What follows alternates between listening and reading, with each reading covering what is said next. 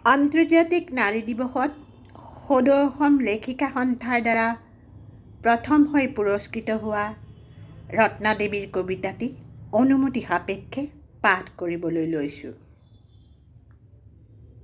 তুমি এক নাৰী। কবি ৰত্না দেৱী। তুমি দ্ৰৌপদনন্দিনী দ্ৰৌপদী, জন্মযাৰ ৰাজ কাৰেঙৰ প্ৰাচুৰ্যৰ মাজত, পতিযাৰ ভুৱনী বিজয়ী বীৰ পঞ্চপাণ্ডৱ। কিন্তু তথাপিতো হে দ্ৰৌপদী, তুমি নিঃস্ব অসহায়, তোমাৰ একো নাই। নহ'লেনো মহাভাৰতৰ সেই মহাসভাত হ'লা কিয় লাঞ্চিতা তুমি?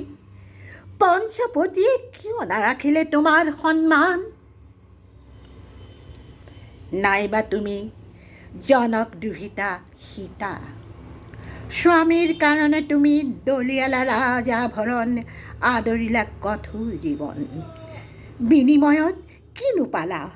অবিশ্বাস আৰু অৱজ্ঞাৰ কাঁইটীয়া মালা।